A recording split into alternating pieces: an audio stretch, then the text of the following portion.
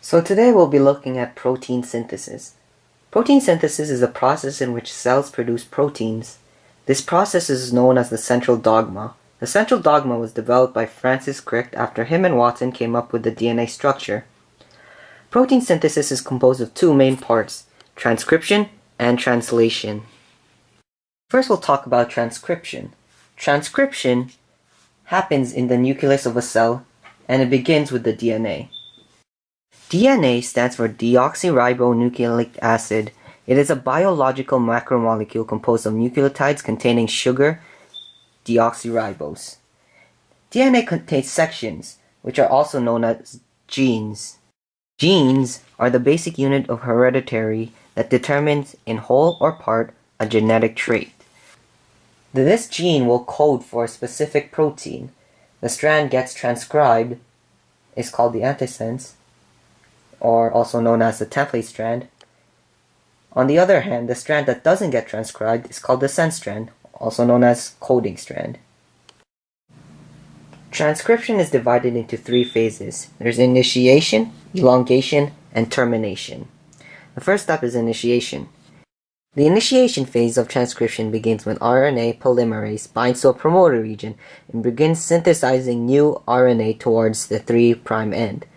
The promoter region is a sequence of DNA nucleotide which consists of thymine and adenine, hence why it's called the Tata box. So it would be right here, and this is your RNA polymerase. This diagram shows the next phase of transcription, elongation. Elongation phase of transcription is when mRNA is being synthesized complementary to the template strand of DNA. However, the only difference is RNA contains uracil instead of thymine. RNA polymerase synthesizes in a 5' to 3' direction. Termination phase of transcription occurs when RNA polymerase reaches a specific nucleotide sequence on the template strand, which tells it to stop.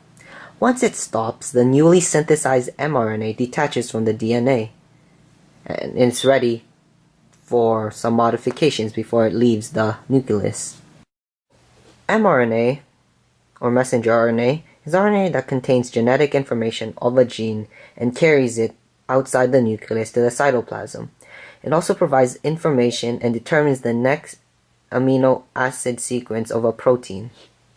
Before mRNA is ready to travel outside the nucleus, modifications must be made in order to identify it and also to help it survive in the cytoplasm. First, a modified G nucleotide is added to the 5' end of the mRNA, giving it a cap. This is called the 5' cap. The purpose of this cap is for identification. This cap allows the mRNA to move in the cytoplasm without being considered as a foreign object. Without the cap, lysosomes will try to destroy it. Modification is called the 3' poly A tail. The poly A tail is a series of A nucleotides attached to the 3' end of the mRNA. The purpose of the 3' poly A tail is to ensure the stability of mRNA, and it also assists in making it last longer in the cytoplasm.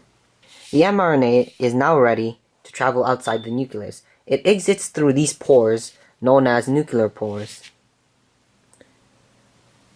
So before we talk about translation, first we'll talk about the different parts of translation. First of all, translation requires transfer RNA, or tRNA, as you can see here. Basically, tRNA molecules are single strands of RNA that is folded into cloverleaf shapes. tRNA has two main parts of components to it. The bottom loop here is known as the anticodon loop, and the top part here is where its amino acid complex is. The anticodon consists of 3 nucleotide sequence which corresponds to the complementary codon of the mRNA.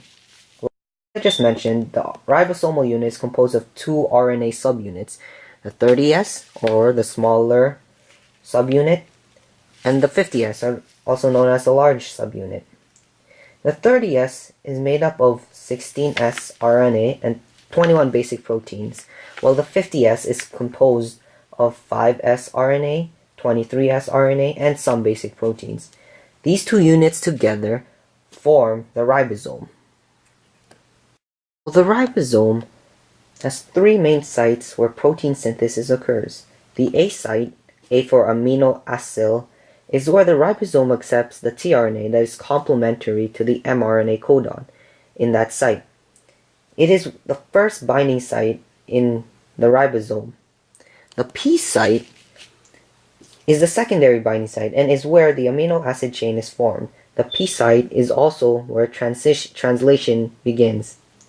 And there's lastly the E site.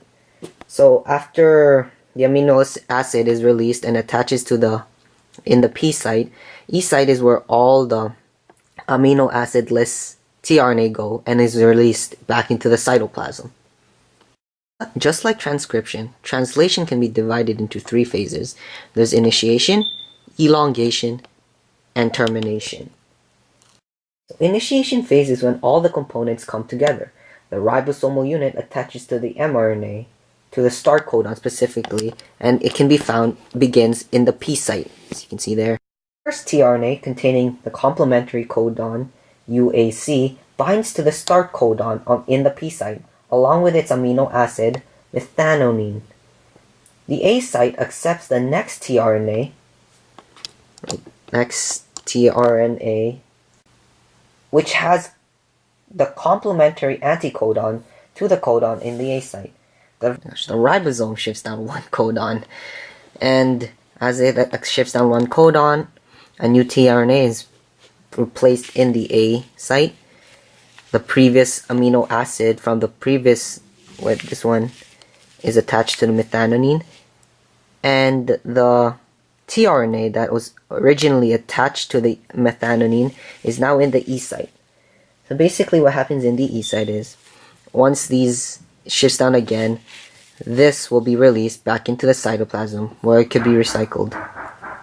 So elongation is the next phase. Elongation basically is, as the process continues, the polypeptide that you see growing here will continue to grow, and it will keep growing until it reaches a stop codon. Termination begins when the mRNA reaches a stop codon. With the stop codon, no tRNA has the anticodon that fits it, so therefore no tRNA will go there. Once it breaks, the protein is released and is ready to be used wherever it is needed. So to recap, we'll use a specific set of DNA template strand, and we'll go through the process of protein synthesis.